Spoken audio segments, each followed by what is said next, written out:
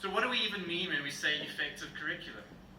And who gets to decide what an effective curriculum is? And once we've decided what an effective curriculum is, what does it tell us about what we're actually valuing at the end of the day? How does our understanding of what constitutes an effective curriculum shape and inform the purpose of learning?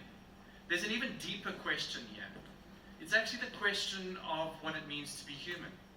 Because in many ways, the question that we're asking about what is the purpose of learning is also a question about what we value in the persons that we produce or reproduce in an education system. In other words, higher education is in the business of ultimately graduating and producing graduates that have particular qualities and attributes. They are the product of a system. They are a product of a view of education that elevates certain things and reproduces those time after time after time, and then says something fundamental about what we value in human beings. A lot of our conversation this afternoon has revolved around relevance and responsiveness, and that relevance and responsiveness is driven by economics, it's driven by work, employability, it's driven by connection, socio-political aspects and so on, and that's also saying something about what at the end of the day we value in the student that completes their qualifications with us. So those questions I want us to wrestle with. At a most basic level, when we talk about an effective curriculum, it's that curriculum that achieves what it sets out to achieve. But here we also are confronted with the fact that there are multiple perspectives of what the curriculum should actually achieve. And depending on who you're asking, you're going to have a different answer. Each of those ideas that come forward in terms of what an effective curriculum actually is a story. It's a story that shapes and informs who we are as educators. It's a story that shapes and informs our practice. It informs how we view students, where they fit into the picture. I love the fact that you use Paulo Freire, because again, the banking model says something about what we value in people, that they're empty vessels to be filled with our knowledge, and once we've got that right, we can ship them out and they can go and get jobs. That's success, right? That's what an effective curriculum would achieve. But it is underpinned by a particular view, and I think that's what we need to be wrestling with when we ask the question, what is an effective curriculum? So I want to imagine for a moment what an effective curriculum could look like. And I'm going to enlist the help of W.E.B. Du Bois, who said that the function of the university is not simply to teach breadwinning, or to furnish teachers for the public schools, or to be a center of polite society, writing in 1903. It is above all to be the organ of that fine adjustment between real life and growing knowledge of life, an adjustment which forms the secret of civilization. In other words, the role of education is framed in this context not merely as an economic or in social terms, but as a bridge between knowledge and life itself. And as Du Bois imagines it, a curriculum that goes beyond functional literacy and vocational training, one that prepares students to navigate, to question, and to improve the world that they live in. Similarly, now writing in 2006, Eric Goodstein says of mathematical curricula, students need to be prepared through their mathematical education to investigate and critique injustice, and to challenge in words and actions, Paulo Freire is ringing nicely through this one, oppressive structures and acts. That is, to read and write the world, in his case with mathematics. It's a great book actually, but in the same way we could say the same thing. We could say that our purpose, that the purpose of the curriculum, that an effective curriculum is that curriculum which enables students to read and to write the world in which they find themselves. To read the world, to see the world as it is, to engage in a moment of truth-telling, to leverage the language of critique in order to leverage simultaneously the language of possibility, because as we speak truth to power, we're also enabling the language of possibility. What happens beyond what we're critiquing. We have a particular challenge in our context. We have multiple voices, and many of them are mostly a cacophony rather than a symphony. Each of these voices play a particularly important role in terms of saying to us what an effective curriculum is. We have a regulatory, we have disciplinary specialists, we have society, employers, students. We can add and add and add to the list. And I think what happens is that we end up, in our context, with something that looks a little bit like this. We have a donkey, a pack donkey. We'll call him Gandalf for the purpose of our conversation this afternoon. And Gandalf's prime purpose is to take students from point A to point B. In order to get from point A to point B, Gandalf has to carry certain things with him. And he's going to accompany our students in that journey. And so we add to the mix the regulatory box. Got to have the regulatory box in, whether we're talking about the Higher Education Act, or whether we're talking about the white paper, or whether we're talking about CAT regulations. These are things that play into our consideration of what an effective curriculum is, precisely because there is a requirement. Some of the voices that play out in our space are louder, more dominant, and actually are really just rules for play, participation, right? These are permission-giving things that we have to fulfill.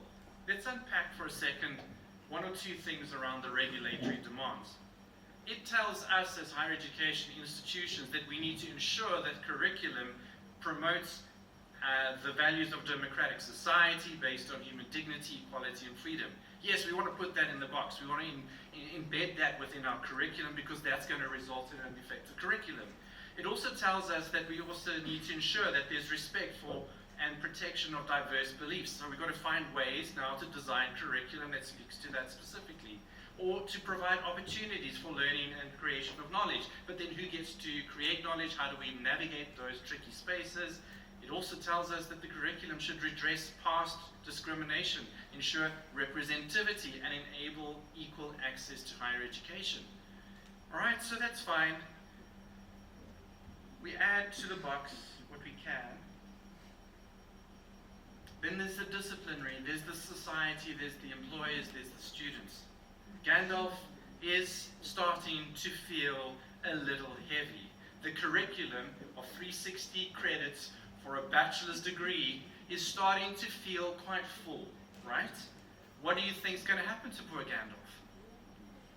That's what's going to happen to poor Gandalf. He's not going to be able to take students from A to B.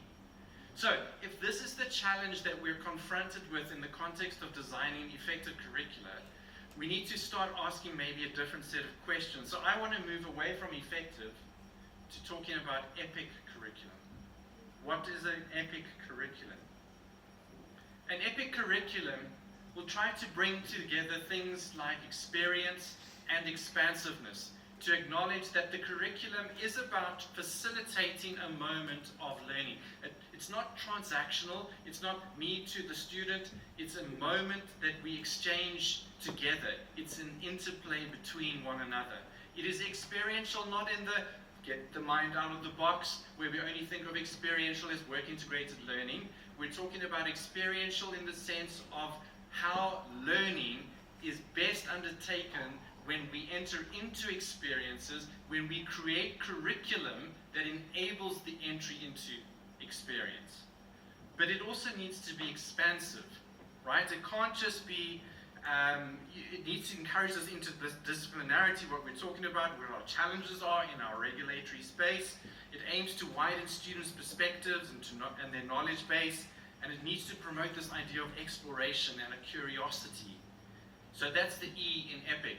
The P in EPIC stands for practical and purposeful, and again, when we think practical, we need to think about the transferability of knowledge, the transferability of skills, the ability of students to take learning and to apply it in multiple diverse contexts, because really the measure of effective curriculum is the extent to which a student in a different context, not even imagined in the classroom, is able to make the shift. Right? So, practical and purposeful. And of course it needs to be purposeful. What's the point of doing education if we're not thinking about purpose, if if we're not thinking about clear learning objectives, if we're not thinking about the alignment with student and societal needs, as tricky as that is to navigate, bearing in mind that we've got disciplinary experts who say, no, we've got to make sure we cover all of the basics in the discipline because the student has to have that knowledge, but it's maybe a reframing of that. The I in EPIC stands for invitational and integrative. Here we're talking about creating a welcoming, inclusive learning environment and thinking about what changes when we think that way about curriculum. When you think about your accounting curriculum, in what ways might we reimagine it as an invitation? What is it an invitation to? Encouraging participation, integration. Here we're talking about connecting different disciplines and areas of knowledge. Here's something that I think we struggle with a lot, because I think it is a function of our education system, right from basic education even into higher education, despite our protestation about the importance of critical thinking. We are producing students who do not naturally think in integrated ways, because the boxes that they've had to go through and complete, the units of learning, the boxes of learning they've had to complete, have never asked them to consider what are the implications of doing debits and credits for the business, for how we might think about how the business is ethically aligned to whatever. You understand what I'm saying there? That there's something missing from the way that we think about education. And then the C, I had to load the C up. It has to be contextual. It has to be communal. And that's an interesting one. Because when we say communal, what we're saying is that we need to emphasize collaboration. We need to emphasize the idea of collaborative learning and community engagement. And we need to recognize that knowledge is also a social thing. There's a social dimension to knowledge. There's a social aspect to learning. We learn in community, we learn in society. Maybe when we actually start doing that more, we may be doing ourselves as a country a better service, because we're embedded within the community, we're embedded within society. And it promotes teamwork and communication. Most of our education practices are about upward mobility and giving students progress, giving students the opportunity, the possibility of moving on. Perhaps we need to come back to the idea that education should serve the purpose of homemaking. Homemaking. Homemaking. To be here, to be present, to be contextual, to think about how the education serves where I am, how I am, and what difference I'm making in society. And I think when we approach it that way, we'll have an education system, we'll have a curriculum that is not just effective, but we'll have a curriculum that is epic and will make a difference in the lives of our students, and through our students in the society, through the communities that they're a part of. Thank you very much.